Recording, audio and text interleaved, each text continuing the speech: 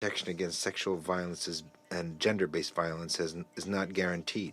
The security situation also is a source of great concern, and France calls for stronger monitoring. Terrorist groups, whether Daesh or Al Qaeda, are active in the country and constitute a threat to regional and international security. Cultivation and trafficking of drugs remain at alarming levels, with an increase in the trafficking of methamphetamines in the region. Mr. President, France and the European Union continue to be engaged in responding to the needs of the Afghan population. France has contributed over 140 million euros since 2021, and the EU more than 1 billion for the same period. My country will continue its humanitarian assistance in the area of health, education. My country also engaged during the Global Forum on Refugees that took place from the 13th to the 15th of December in Geneva to give asylum in France to Afghan women under the program of Women in Danger. It's also important to continue our support to the civilian population as a severe food crisis affects Afghanistan. Humanitarian assistance must be delivered unhindered and to those in need in conformity with the humanitarian principles. France is engaged to contribute to a unified strategy in Afghanistan. The respect of the requirements established by the Security Council must guide us. Resolution 2681, adopted unanimously, just as Resolution 2593 established clear of what is expected of the Taliban. We welcome the independent review of the situation in Afghanistan conducted by Feridun Sini Lioglu. We believe that these conclusions must inform the discussions among all the stakeholders and contribute to crafting a unified strategy. This strategy, of course, should aim for the well-being of the Afghan population first and foremost, but without endorsing any kind of discrimination. It must be the driver of an inclusive political process that will allow Afghan women to participate in decision-making concerning Afghanistan. Lastly, France will pay particular attention to preserving the capacity for action of UNAMA and the robustness of its mandate. I'd like to take this opportunity to once again express our wholehearted support to UNAMA, to the Special Representative of the Secretary General, and to all the UN agencies and their partners on the ground who are doing essential work for the country. Thank you very much. I thank the representative of France for her statement, and I give the floor to Brazil.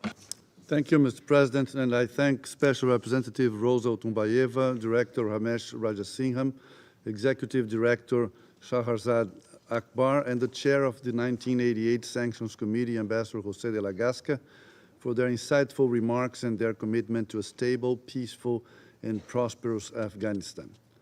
As this is Brazil's last quarterly briefing on the situation in Afghanistan during our current mandate, I wish to reflect on some of the core pillars of our work on the file. First, promoting dialogue and engagement over isolation. Second, addressing the socio-economic roots of Afghanistan's challenges. And third, and upholding the human rights of all, especially women and children.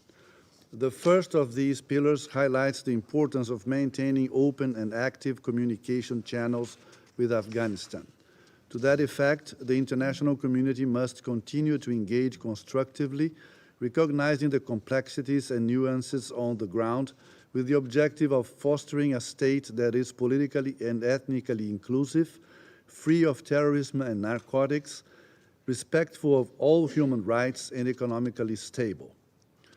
The role of the United Nations Assistance Mission in Afghanistan, UNAMA, remains crucial in supporting these endeavors. International support in these areas is not just necessary, but vital. Secondly, it is essential to address Afghanistan's challenges at their roots. We welcome the de facto authorities' efforts to stabilize the economy, curb corruption, fight terrorism and drug production and trafficking, increase tax revenue, and engage in regional economic cooperation. Progress made in those areas deserves encouragement. At the same time, it is equally important to address the issue of the frozen Afghan assets in an effective manner. We urge relevant stakeholders to find agreeable mechanisms to inject these funds into Afghanistan's economy, offering much-needed relief. Third, and perhaps most crucial, is respecting human rights, particularly those of women and children. It is deeply regrettable that Afghan girls are denied proper education and women have no opportunities to work. Discrimination in all its forms must cease. Brazil calls on the de facto authorities to reverse restrictive policies and foster an inclusive political and social system that incorporates women and minority groups. Brazil once again welcomes the independent assessment issued under Resolution 2679. This comprehensive document represents a beacon of hope, acknowledging the need for a new model of engagement reflective of Afghanistan's current political realities. We also hope for a positive outcome in the ongoing negotiations to launch the process outlined in the independent assessment. We also look forward to the follow-up meeting of Special Envoys for Afghanistan, soon to be convened by the Secretary General as part of a broader international push for a unified approach to engaging with the de facto authorities. Mr. President, I extend our gratitude to Japan and the UAE for their active role as the Council's pen holders on the Afghan file throughout the year. I commend the Secretariat, the Special Representative, the UNAMA team, United Nations agencies, and various humanitarian and civil society organizations for their tireless efforts, which remain instrumental in addressing the challenges faced by the Afghan people. Brazil will continue to follow these developments closely, including from the chair of the Peace-Building Commission next year, recognizing that a stable, peaceful, and prosperous Afghanistan can yield far-reaching benefits to peace and stability in its region. Finally, we reaffirm our solidarity with the Afghan people, and especially Afghan women and children, and stand ready to support efforts ensuring their safety, security, and well-being. Thank you. Agradezco al representante de Brasil por... I thank Brazil for your statement. I give the floor to China. Mr. President, I thank Special Representative Altambayeva and all other briefers for their briefings. As the year draws to a close, a year-end stock-taking of the Afghan issue will help us sum up experience and lessons learned and get next year off to a good start.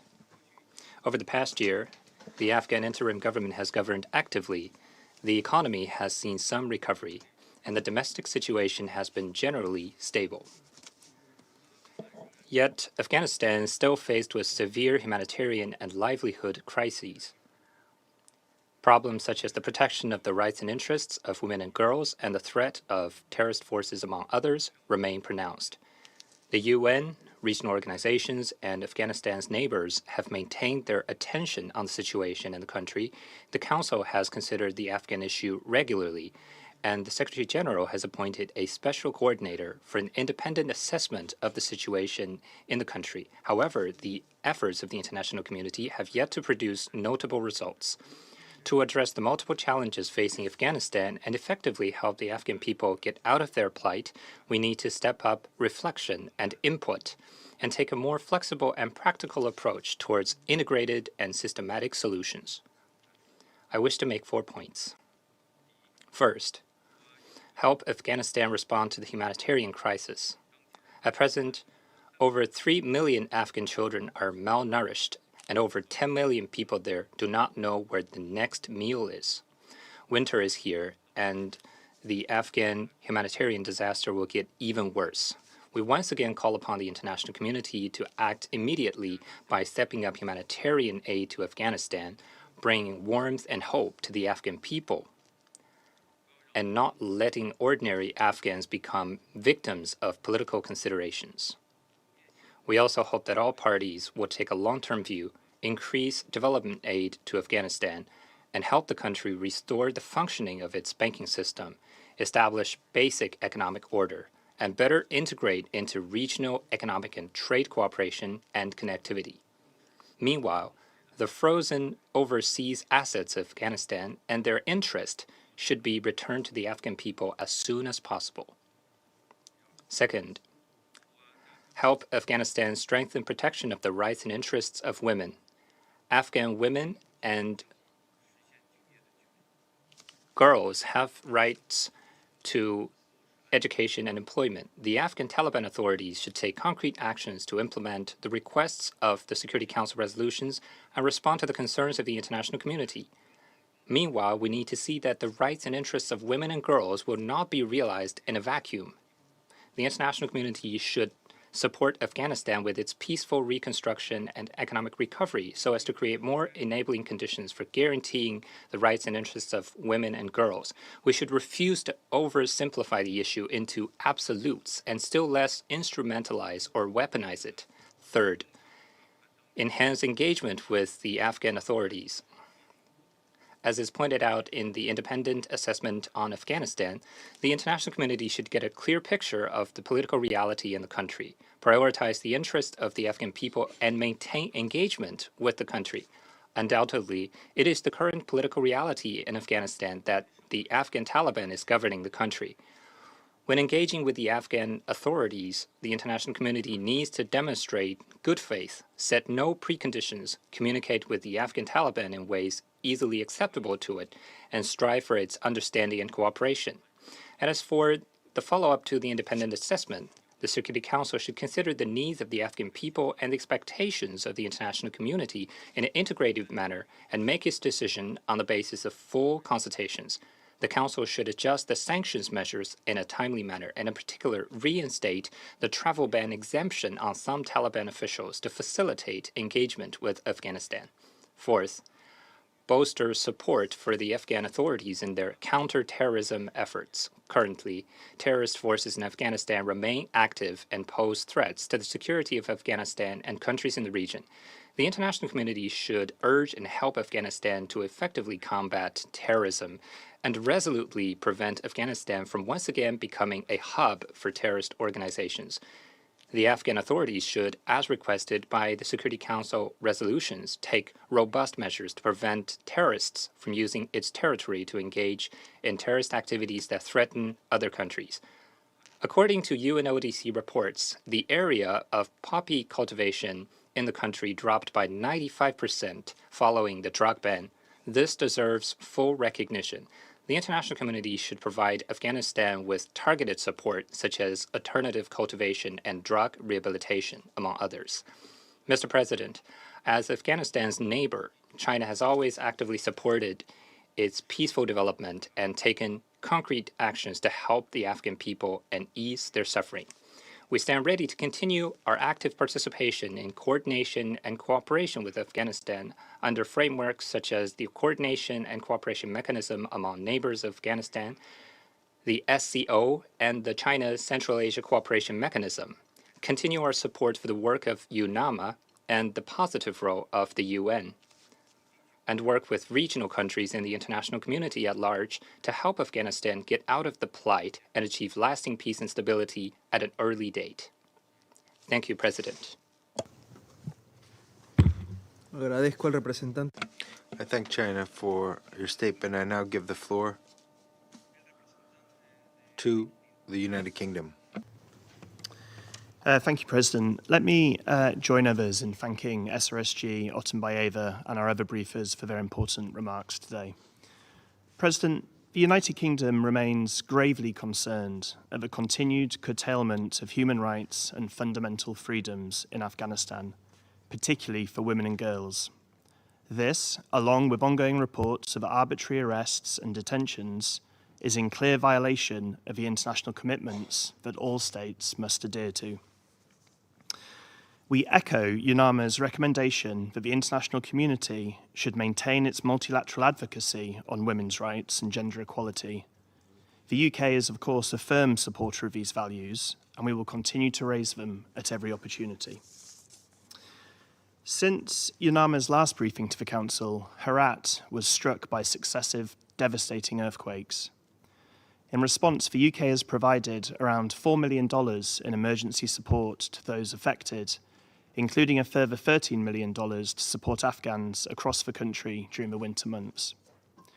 We have also committed $23.5 million to the International Organization for Migration to support vulnerable, undocumented Afghans returning to the country. President, it's been over 2 years now since the Taliban took power in Afghanistan, As the independent assessment on Afghanistan concluded, our shared goal should be an Afghanistan that is at peace with its people, its neighbours, and the international community. It's our view that the independent assessment outlines the architecture and mechanisms that are needed to achieve this. For our part, the United Kingdom is fully committed to finding a constructive way forward. In the absence of a coherent international strategy to date, it is the responsibility of this Council to seize the momentum provided by this report. We look forward to continuing to work constructively with international partners and the full range of Afghan stakeholders in our shared endeavour towards improving the lives of all Afghans. Thank you. Agradezco al representante. I thank the United Kingdom for your statement, and I now give the floor to the Russian Federation. Mr. President, we would like to thank the Special Representative of the Secretary General, the head of the United Nations Assistance Mission Afghanistan, Ms. Otunbayeva, the Director of Coordination of OCHA, Mr. Rajasingham, for the assessment of the situation in Afghanistan. Russian Federation supports UNAMA's work under your leadership within the framework of the tasks that the mission is entrusted with. We note that Kabul is interested in developing contacts with you, and we welcome UN's commitment to maintaining its presence and providing the assistance needed to the people of Afghanistan. We listened very closely to the statement made by the chair of the Security Council 1988 Sanctions Committee on the Taliban movement, the PR of Ecuador, Mr. Jose Dragaski, and to the representative of the civil society, Ms. Shahrazad Akbar. And we are glad to see that regional representatives will also will speak during the discussion today. We took note of Secretary General's report on Afghanistan and would like to point out the following. Over 2.5 years, the Taliban are in power. Despite what was said by Western colleagues about their possible collapse, Afghanistan endured. Under unprecedented unilateral sanctions and humanitarian crisis, the country did not slide into yet another civil war and did not become a black hole. More than 1.3 million of the IDPs returned to their homes, and this is an unprecedented figure. But taking into account the scope of challenges and the slew of issues that remained after the foreign troops fled, the people of Afghanistan more than ever need our sustained assistance and support. And we have said many times that there is a need to have a realistic, comprehensive approach to Afghanistan, the kind of approach that will set aside narrow interests and focus very closely on the needs of the Afghans themselves, an approach that would be based on the sober assessment of the situation on the ground and the readiness of the de facto authorities themselves to adequately react to international community's expectations. We can see that they remain interested in developing a broad, pragmatic interaction.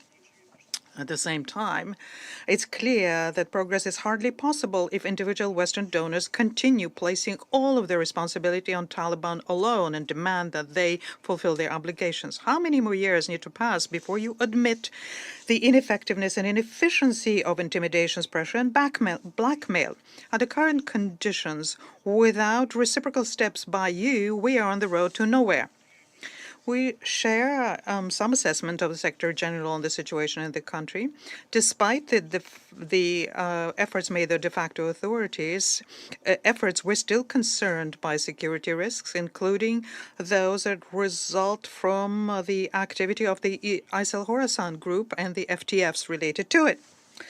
We can see that the terrorists intend to escalate the situation. They want to present themselves as a real alternative and undermine the stability in neighboring countries. It is clear that in order to fully eliminate the terrorists, what is being done by the Taliban is not enough. At the same time, the risk of a spillover of that into other countries of Central Asia remain very real. Also, the issue of drugs is very closely linked to that. We are convinced there's no alternative to international assistance in eliminating that, including through an ODC. These efforts must be increased and be consistent. We're also concerned by the issue of synthetic drugs manufacturing. We're also closely following the humanitarian and socioeconomic situation in the country, and we note that the efforts made by the UN and regional organizations to provide humanitarian assistance. We value the contribution by humanitarian agencies and their staff who are ready to remain on the ground and help the Afghans under any conditions. But it is clear that this is not enough. What is needed here is the rejection of politicizing the humanitarian assistance, defreezing of assets, and broader cooperation with a view to subsequent economic recovery. We continue also witnessing the evolving situation in the area of the rights of all Afghans, including the universal rights of women and girls to education and work. We take note of the statements by the de facto authorities and we expect that this issue will be resolved in short order. Yet another imperative here is a forming of a truly inclusive government with the participation of all ethnic and political groups in the country, and we expect to see advances here very soon.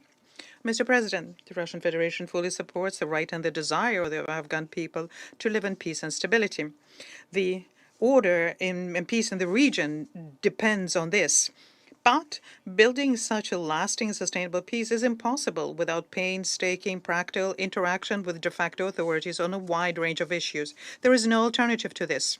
It is our view that such a comprehensive approach will determine to what extent UNAMA will be able to discharge its tasks.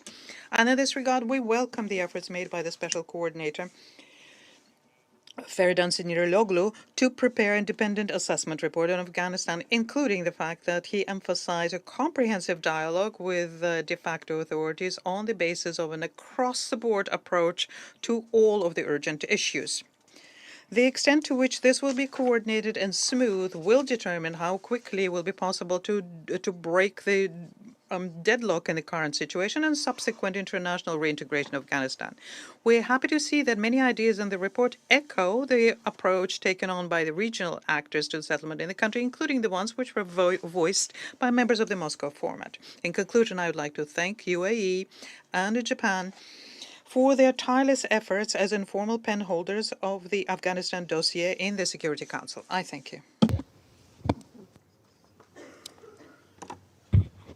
Agradezco al I thank the representative of the Russian Federation.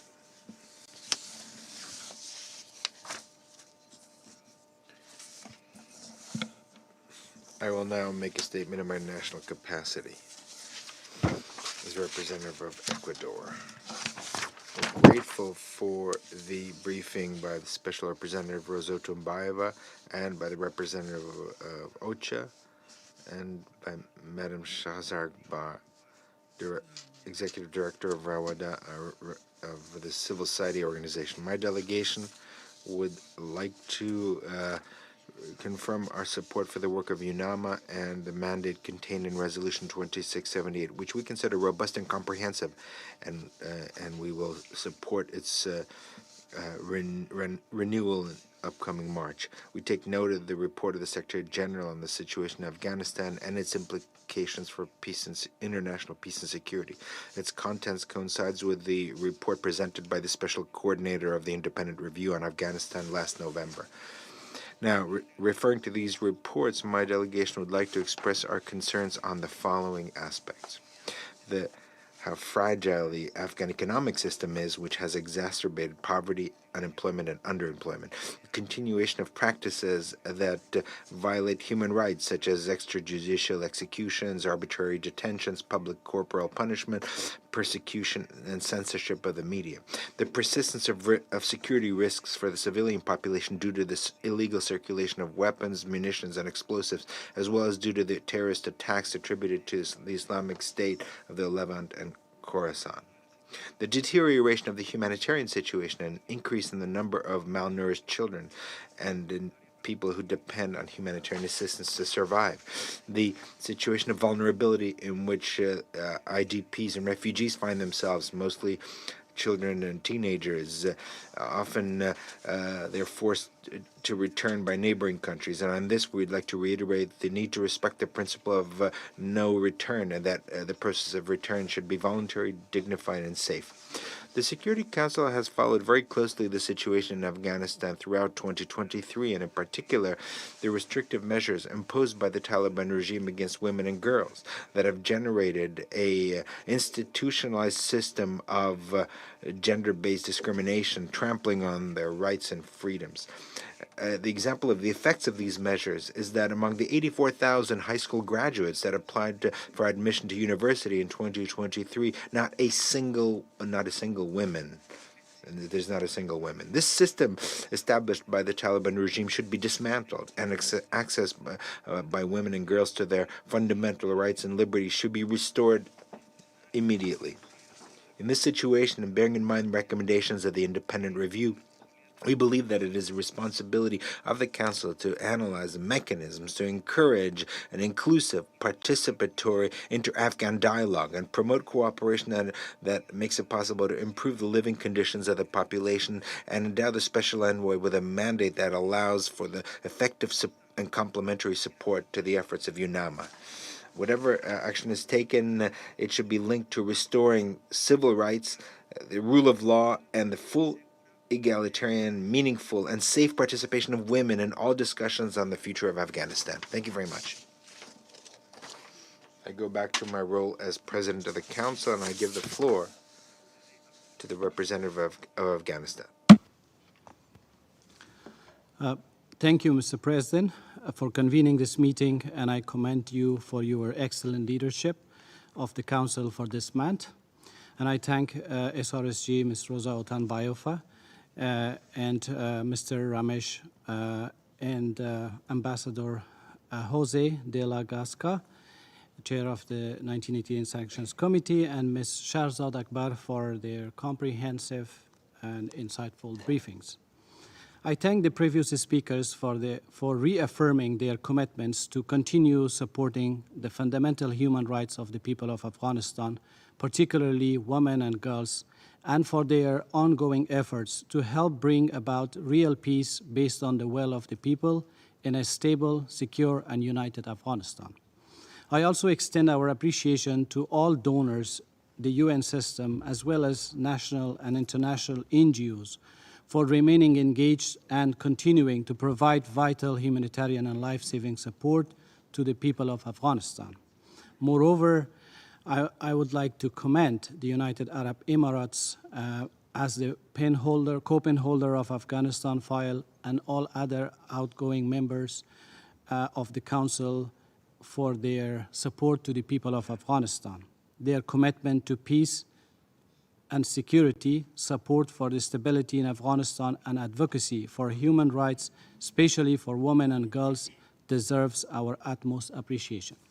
Mr. President, as Afghanistan enters its third year under Taliban's repressive and unilateral rule, the country remains confronted with myriad of complex challenges and uncertainty.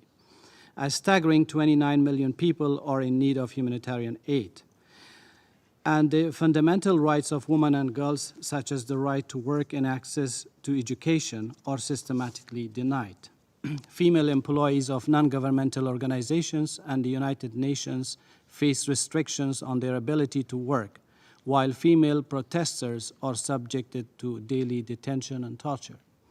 Additionally, targeted killings of Shia scholars and our fellow Hazara compatriots persist, along with extrajudicial killings of former security and defense forces.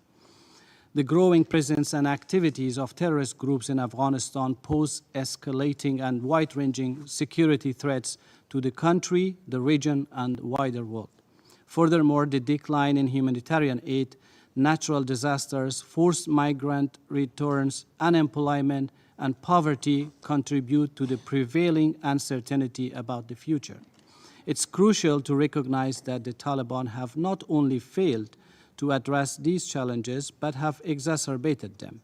Since their forced takeover, there has been a systematic erosion of human rights, particularly the rights of women and girls, leading to gender apartheid. This not only violates human rights, but directly contradicts Afghanistan's obligations under international law, including the Convention including on the Convention on Elimination of All Forms of Discrimination Against Women. Unfortunately, it's due to the Taliban's policies and the humanitarian crisis that the human capital of Afghanistan, including the youth, educated and professional individuals, former civil servants, and military personnel, are either unemployed or forced to leave the country.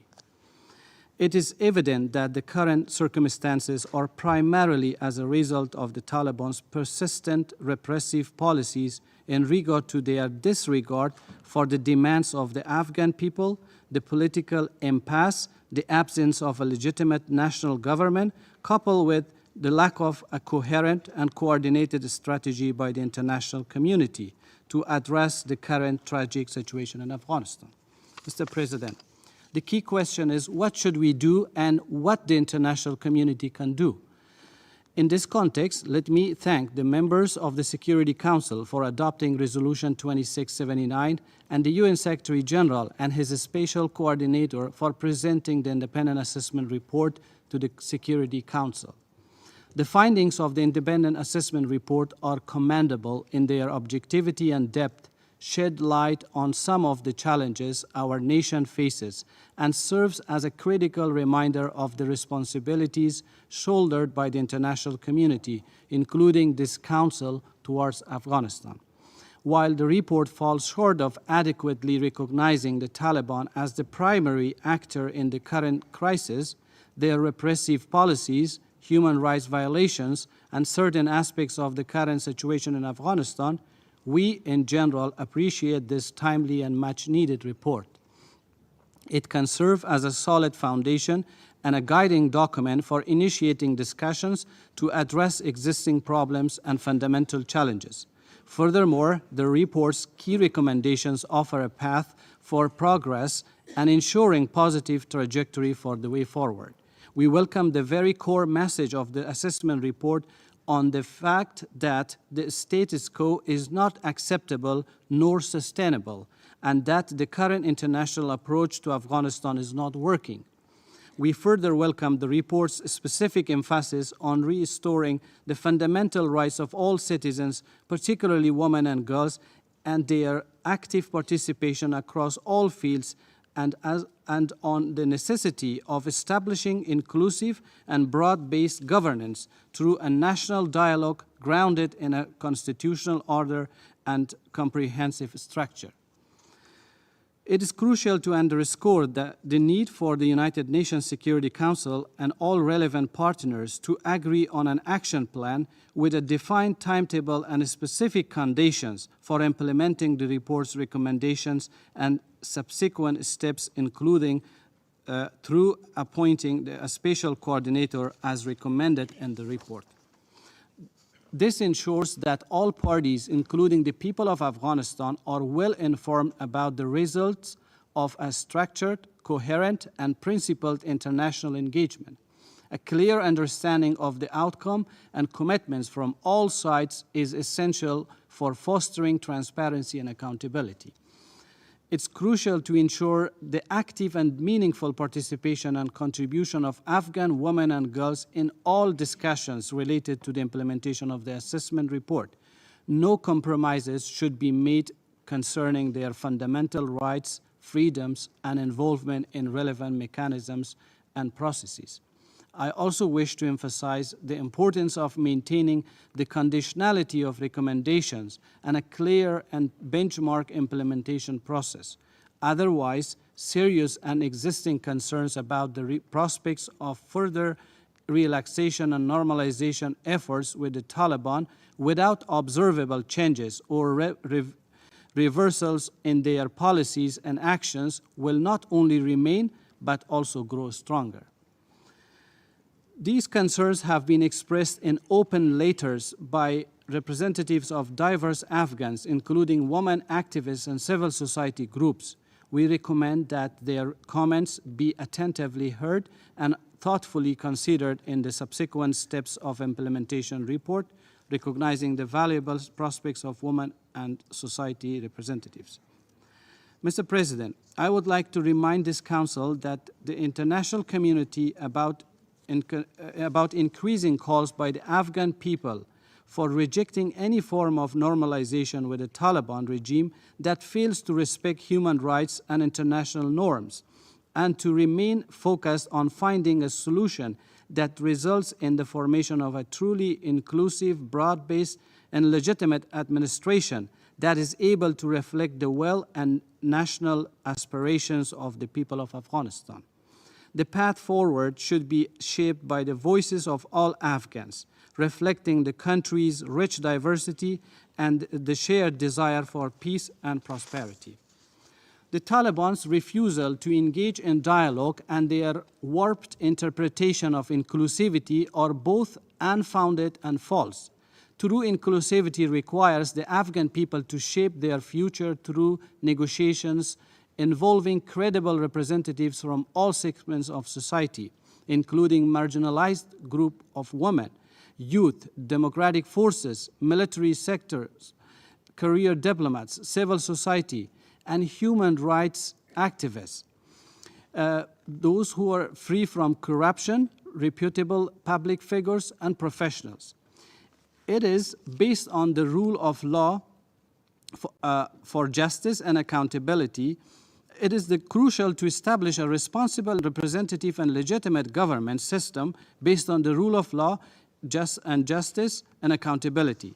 The onus is now on the Taliban to prioritize Afghanistan's national interest by resolving the political impasse and respecting the legitimate concerns and demands of the Afghan people and international community. Mr. President, let me echo the UN Secretary General's appeal on reconsidering and halting of the forced return of Afghan refugees from Pakistan. I would like to express our sincere appreciation to the government and people of regional countries, particularly Pakistan and Iran, for graciously hosting Afghan refugees and ask for a compassionate and sustainable solution with the support of UNHCR and international community that prioritize the safety, well-being, and dignity of Afghan refugees. Mr. President, before concluding, I express gratitude to the UN Security Council for unanimously renewing the mandate of 1988 Sanctions Monitoring Team for another year. We anticipate that this renewal will contribute to reinforcing the effective implementation of sanctions regime, enhancing monitoring and reporting on the presence and activities of terrorist groups in Afghanistan and the region.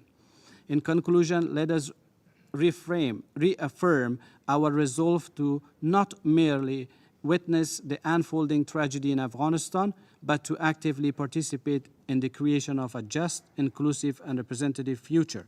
A future where every Afghan child can aspire to education, where women participate as equals in society, and where the basic tenets of freedom and human dignity are upheld.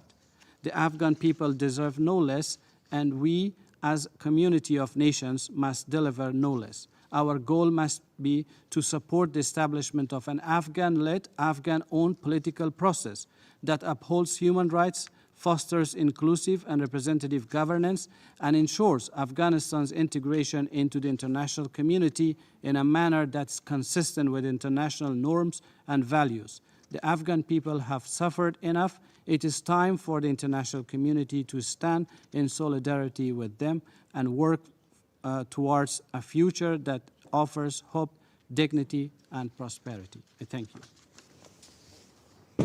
Agradezco al representante. I thank the representative of Afghanistan for his statement, and I now give the floor to the representative of Uzbekistan. I thank you, Mr. President. At the outset, let me extend my gratitude to the Special Representative Rosa Tumbayeva for such a comprehensive report on the situation in Afghanistan. We would like also to thank Mr. Ramesh Rajasingam from OSHA and Ms. Shahrazad Akbar for the provided information. Indeed, the current situation in Afghanistan is of a serious concern to the countries of the region as well as the world community. Uzbekistan stands for making sure that Afghanistan does not become a terrorist haven once again. In other words, no threats to the states of the region and the third parties should come from this country. Besides, it would be a huge mistake leaving Afghans to their own devices with no means to tackle an area of challenge and problems. Ignoring, isolating, and imposing sanctions are making the situation even worse for the ordinary Afghan people. At the same time, formation of an inclusive government accurately reflecting all segments of the Afghan society and ensuring basic rights and human freedoms, especially of women and girls and national minorities, still constitute the fundamental condition for establishing a long-term peace in Afghanistan. One more point I want to make is that Afghanistan is on the brink of a grave humanitarian catastrophe. To our knowledge, over the next 6 months, the UN World Food Programme needs at least $1 billion to deliver vital food and materials assistance to 21 million people. Uzbekistan dispatches humanitarian aid to the Afghan people on a regular basis and, as a close neighbor of Afghanistan, advocates for providing immediate humanitarian aid to this country. Dear colleagues, we also see significant progress the new authorities of Afghanistan are making in the fight against corruption, drug addiction, drug production and trafficking, as well as the organized crime. The security situation in the country has improved significantly. According to the Afghan Ministry of Interior, last almost 13,000 hectares of arable land were cleared of poppy. Nonetheless, the volume of trade in synthetic drugs such as methamphetamine increased sharply after the Taliban imposed a ban on the opium poppy cultivation. We cooperate with the Afghans within the framework of joint commissions on border and agriculture issues. We believe that in order to establish long-term peace in Afghanistan, a proper attention should focus on rebuilding the national economy as well as implementation of large-scale energy and transport projects.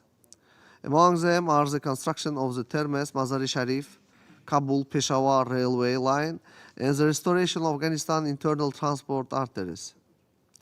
We also see potential in cooperation within the framework of the free trade zone, which is being created in Termez, and its activities may be launched next year.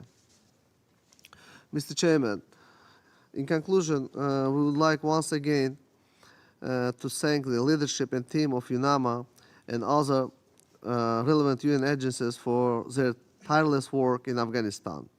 I would like to note that Uzbekistan views Afghanistan as a key factor in strengthening the regional connectivity, initiating the large macro region of Central and South Asia, the Middle East, and Eurasia as a whole. I thank you, Mr. President. I thank the representative of Uzbekistan for your statement, and I now give the floor to the representative of the Islamic Republic of Iran. In the name of God, the compassionate, the merciful. Mr. President, I thank you for convening this meeting. I also thank Ms. Otunbayeva, the Special Representative, and other briefers for their briefings. We take note of the Secretary General report on the situation in Afghanistan. The report highlights the unprecedented humanitarian challenges in Afghanistan, with over 2/3 of its population requiring assistance. The October earthquakes in Herat province directly impacted over 150,000 people, exacerbating the situation. The revised humanitarian response, having received only 35% of the required $3.23 billion as of November 11, aims to assist 21.3 million people. Iran emphasized the need for impartial humanitarian aid and the importance of lifting sanctions to support Afghanistan's economic recovery. Mr. President, despite the de facto authorities' anti-terrorism effort, the persistent presence of Daesh and Al-Qaeda affiliates continues to pose a severe threat to Afghanistan and neighboring countries. The United Nations documented 8 attacks by Daesh affiliates from the 1st of August to 7th November, specifically targeting civilians with a notable focus on the Shia community.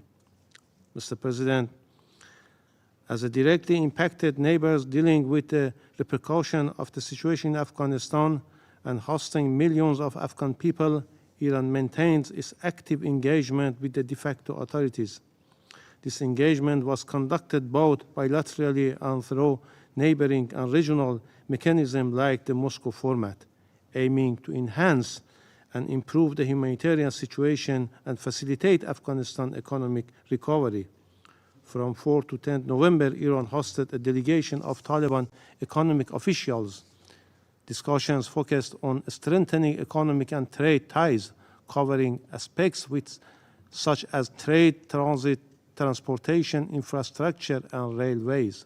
Mr. President, the de facto authorities have not taken significant steps to achieve genuine ethnic and political inclusion in Afghanistan. Instead, they impose severe restrictions on women and girls, particularly affecting their access to education.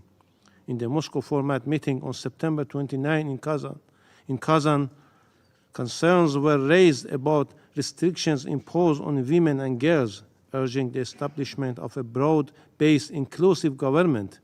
In this meeting, Iran proposed establishing a regional contact group for enhanced and coherent engagement with the Taliban and encouraging them to honor their obligations. Mr. President, we commend the efforts of Mr. Feridun Sinoglu during his mandate as a special coordinator and take note the independent assessment. The assessment underscored the imperative and increased and coherent international engagement with the de facto authorities and highlights positive elements such as advocating for national political dialogue to foster inclusivity and reconciliation among Afghan political actors. This approach is crucial for uniting Afghanistan toward a secure, stable, and prosperous future. The report also called for swift international action to address the frozen assets issues and suggest a review of the sanction regime. Regarding the proposed mechanism in the recommendations, namely the International Contact Group and the appointment of a special envoy, Iran takes note but deems it premature to establish such mechanism. We advocate for thorough discussions and comprehensive examination considering existing regional mechanism and UNAMA's mandate. Moreover, addressing the challenges and concerns faced by the neighboring countries which may differ from priorities emphasized by donors and other stakeholders could pose significant obstacles to the success of establishing such a contact group. Importantly, granting equal standing to specific NATO countries, especially those accountable for the current situation in Afghanistan, without them fulfilling their responsibilities towards the Afghan people, in both unfair and counterproductive. Meanwhile, we emphasize that the international engagement should not only aim for normalization or recognition of the de facto authorities. Instead, it should contribute to improving the situation for the people, ensuring that they are the primary beneficiaries of any normalization process. In conclusion, we affirm once more our full support for UNAMA and the Special Representative of the Secretary General and emphasize the importance of maintaining their field presence. Iran remains steadfast in its commitment to close collaboration with neighboring countries, relevant partners, and the United Nations to promote lasting peace, security, and stability in Afghanistan. We hope that the de facto authorities will fulfill their international obligations, particularly in upholding their obligation to the neighbors. I thank you. Agradezco al representante. I thank the representative of the Islamic Republic of Iran for your statement. I now give the floor to India. Thank you, Mr. President. I thank you for convening this meeting And I also thank the briefers, particularly Special Representative Rosa Ottenbayeva, whom we have heard this morning. As a contiguous neighbor to Afghanistan, a friend to its people, and as a country with direct stakes in ensuring peace and stability in Afghanistan, allow me to place the following observations before the Council. 1. The situation in Afghanistan is still one of concern. The deteriorating humanitarian situation compounded by natural disasters, such as the earthquake of October 2023, have had a devastating impact on the lives of the people. It is therefore important for the international community to not lose its focus on Afghanistan. In this regard, we note the report submitted by Special Coordinator Feridun Sinaliolu, providing his assessment as mandated by UNSC Resolution 2679. We have indeed read the recommendations contained in the report. As a long-standing partner to the Afghan people, India will continue to engage actively with other partners with the ultimate objective of securing peace and stability in the country. India already partners with several UN agencies on the ground and will continue to do so for the welfare of the people of Afghanistan. 2. The benchmarks set by the Security Council through its Resolution 2593 continue to guide the international community's approach towards Afghanistan. Our common and immediate priorities include providing humanitarian assistance for the Afghan people, formation of an inclusive and representative government structure, combating terrorism and drug trafficking, and preserving the rights of women, children, and minorities. 3. Humanitarian assistance to the people of Afghanistan needs to be prioritized given the distressing humanitarian situation in the country.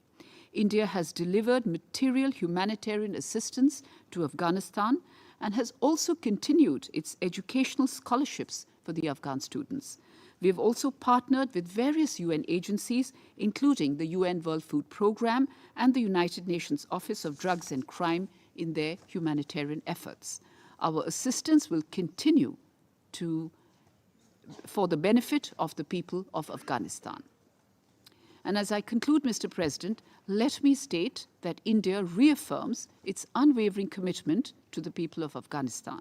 We will continue to be closely and actively involved in support of the Afghan people. Since this might be the last open meeting of the Council before the mandate renewal of UNAMA in March next year, I would also like to state here that we look forward to working closely with the pen holders to share our views as a neighbor of Afghanistan. Thank you very much. I thank the representative of India for your statement, and I now give the floor to the representative of Pakistan. Thank you, Mr. President. Mr. President, I would like to congratulate you and the Ecuadorian delegation on your successful presidency of the Security Council this month. Pakistan welcomes this debate on Afghanistan. I would like to thank Special Representative Rosa Ottenbayeva for her cogent briefing to the Council. We note the Secretary General's report on the latest developments in Afghanistan. Pakistan conveys its appreciation to the UN Special Coordinator, Ambassador Feridun Sinaliolu, for his work on the independent assessment report. We also commend the leadership role of Ambassador Nusebi and the UAE delegation as the co-pen holder on Afghanistan this year. Mr. President, peace in Afghanistan is a strategic imperative for Pakistan. As noted in the Secretary General's report, the Afghan interim authorities have further consolidated their control of Afghanistan across all spheres of governance and brought some modicum of stability in the country. Yet, Afghanistan presents a complex and enduring challenge. On the positive side, law and order has improved, opium cultivation has reduced by 95%, action against Daesh is being taken, corruption has declined notably, and efforts are being made to operate the economy through domestic revenue collection and local budgets. Afghanistan's trade with its neighbors, including transit trade, has also increased significantly. But, Mr. President, there are serious challenges. Pakistan has been the main artery for the provision of humanitarian assistance to Afghanistan. Yet the humanitarian response plan, which aims to help 21.3 million Afghan, remains severely underfunded at 35%. We hope that the donor states will respond generously to the Secretary General's appeal to help the destitute people in Afghanistan. Second, the Afghan economy remains fragile, largely due to liquidity challenges, a dysfunctional banking system, and irregular cash flows, with no safeguards against terrorist financing. Smuggling into Pakistan through transit trade has also been a major problem, which we have stopped now. Pakistan supports early implementation of reconstruction and the regional connectivity projects in Afghanistan. Third, while opium cultivation has been reduced by 95%, there is an urgent need to provide support for alternative crop production to sustain farmers' livelihoods and prevent a reversal of the gains that have been made.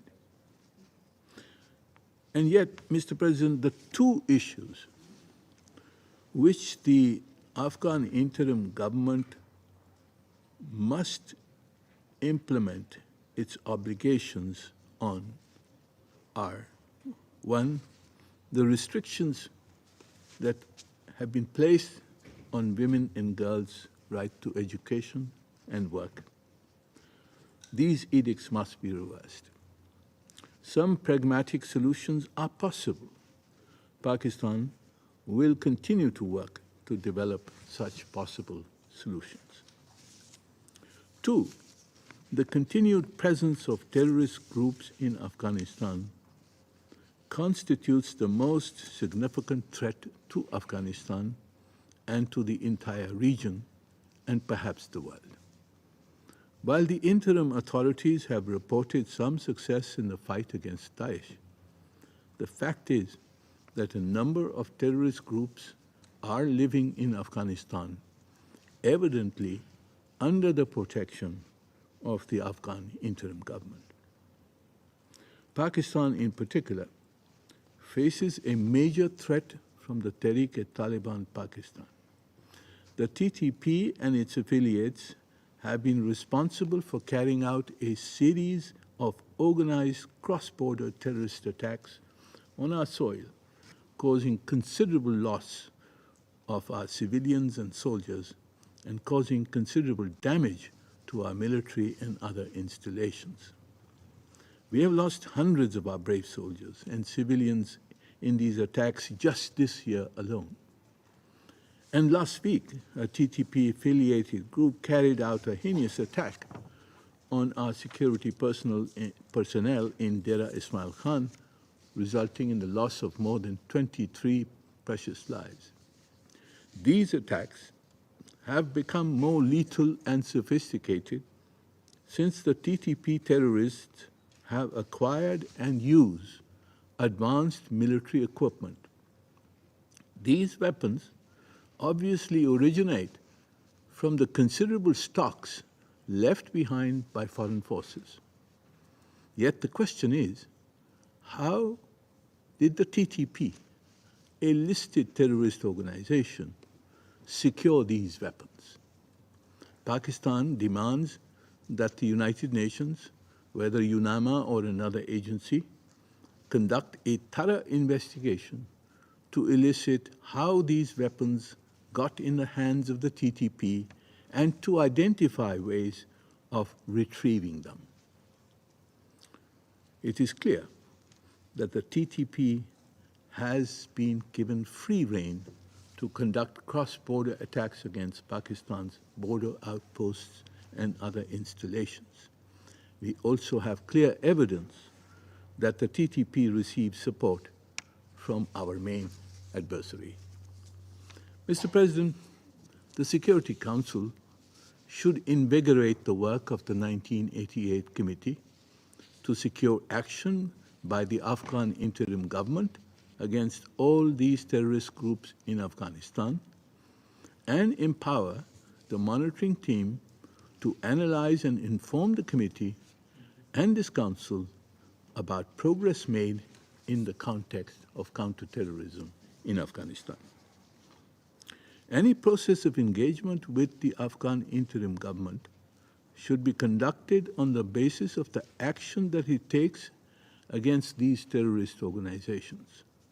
Else, we will see the recurrence and proliferation of terrorism from Afghanistan, as happened prior to 9/11, threatening not only the region, but the entire world. Mr. President, Pakistan has indeed paid an enormous price for its 40 years of generosity towards Afghanistan. After 40 years, we continue to host 1.4 million registered Afghan refugees with little or no support from the international community. Since the Afghan interim government claims that peace has been restored in Afghanistan, it should work with the High Commissioner for Refugees to make preparations for the early repatriation of these Afghan refugees. There were another 2.2 million Afghans who are in Pakistan undocumented and illegally present there. These include 700,000 who crossed into Pakistan after the Taliban takeover. Besides the security threat posed by terrorist sleeper cells, many of these illegals are involved in drug trafficking, operate property mafias and other crimes. And the inflow of such large numbers has had a negative impact on Pakistan's economy and jobs market. The current plan to repatriate the illegal foreigners is an unavoidable compulsion on Pakistan, arising from our legitimate security, economic, and social concerns. However, the plan is being implemented in as humane a way as possible. There is no forcible return except for a number of Afghan criminals in our jails.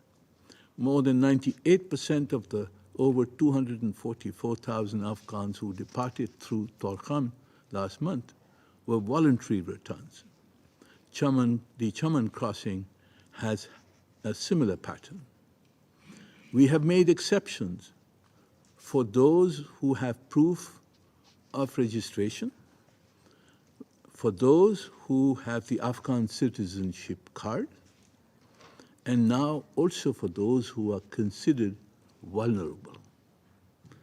These are besides the 60,000 or more who are awaiting for 2 years to be relocated to third countries. And we urge those third countries to accelerate their process in order to receive these people who they have agreed to receive as such and lighten the burden on Pakistan. Mr. President, we hope that Ambassador Feridun Siniroglu's assessment will enable the Security Council and all relevant stakeholders in the international community to adopt a comprehensive, long-term and realistic roadmap for Afghanistan's normalization. Any process of engagement with the Afghan interim government must be constituted on the basis of its response to the core concerns of the international community: respect for human rights, particularly the rights of women and girls, political inclusivity, and action to neutralize the terrorist organizations in Afghanistan, not only Daesh, but also the TTP and other entities which threaten the security of Afghanistan's neighbors. Pakistan will participate in the Secretary General's revived Doha format, and we hope that consensus will be reached on the recommendations of the report submitted by the Special Coordinator. I thank you, Mr. President. Agradezco al representante. I thank the representative of Pakistan for your statement. There are no more names inscribed on the list of speakers. The meeting is adjourned.